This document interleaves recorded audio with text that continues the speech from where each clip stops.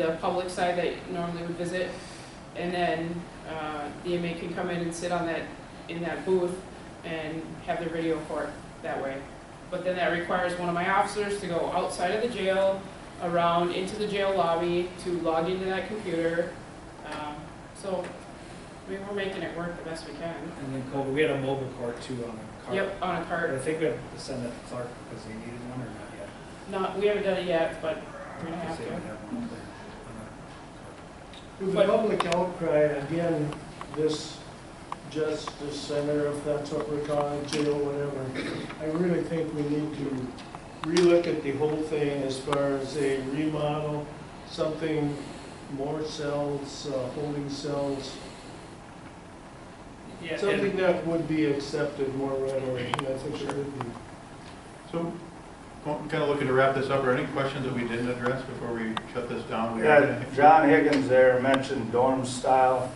How many cells are with dorm style? You could make cells out of them, and then you could divide them up in classifications too. The challenge, A dorm is just going to be one classification. yeah, the challenge with your dorms is that the square footage that's in a dorm is different than the requirement of having one individual cell with a day room. So could you split it up, and what would the bed count be there? I don't know what that equation would be, but it's not a one-for-one.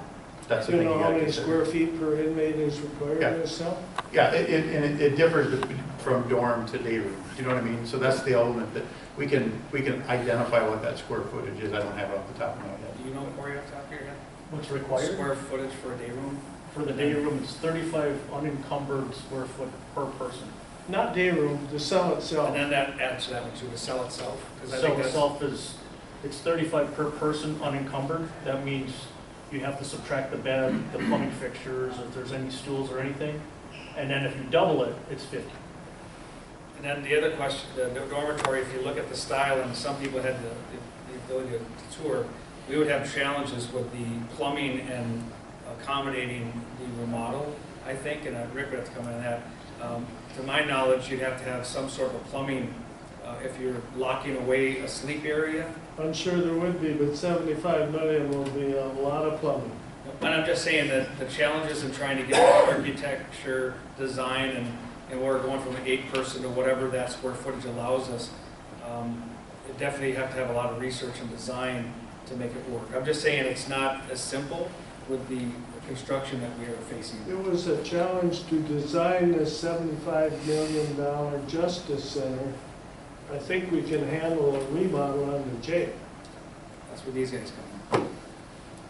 Last question, and then we'll wrap it. Last one, Kurt, that has not been addressed is, let's say we've spent $75 million to build the new complex.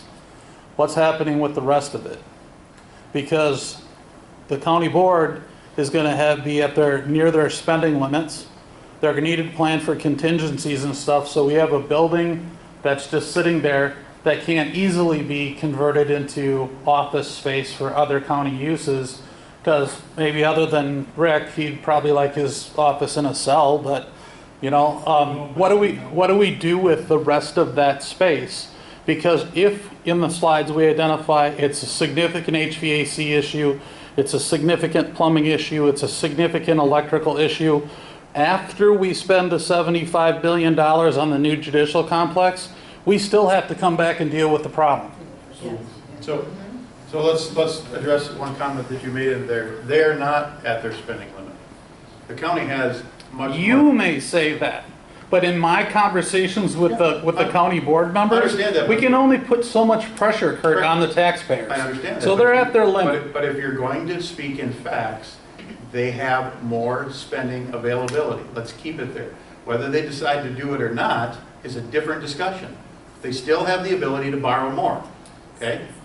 The second approach that's there is consideration of renovating some of that for office spaces for the government were discussed. Nothing definitive has been made. So that is a topic that needs to be discussed of what is done with the old building if they do move out. That comes down to 3 different options. If you just deal with the jail and the jail comes, there's still space down there. If you do all of it, obviously it's a different animal. Okay, last one. If you don't build a jail and you just keep remodeling it, because somebody said here that we haven't been moving, so the inspector doesn't like it. You start remodeling, you don't borrow any money. You spend 4 or 5 million a year that you would have spent interest and start doing stuff for the jail and take the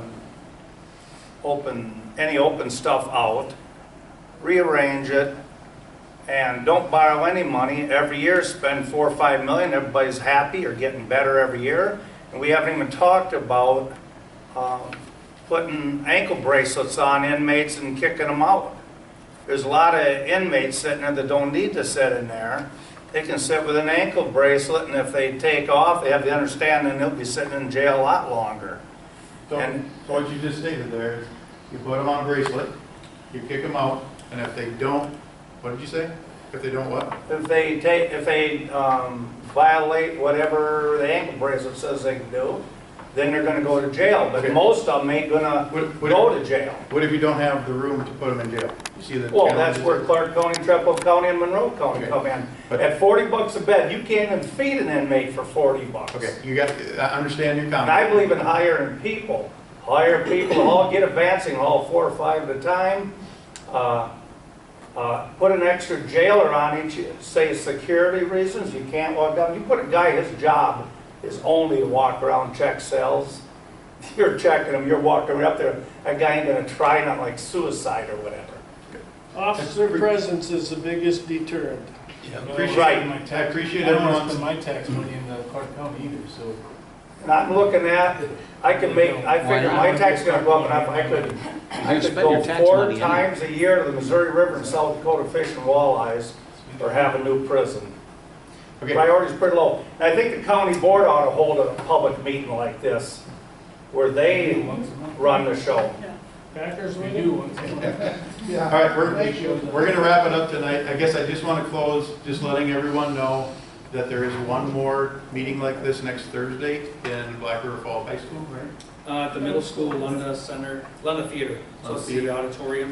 It's a pretty big facility. I appreciate everyone's comments. Like I told you last week, I'm thankful we're in a country where we're able to have this discussion, right? Whether you don't agree with the individual next to you or not, it's good to get out here and have this discussion, put the information out so that there can be some dialogue. There's challenging decisions to be made in the community and the society, and I appreciate everybody being respectful tonight. So thanks for coming out, and if you want to see us next week, 6:30, I thought that's on this the was the 7th. last one. Yeah. Thank you.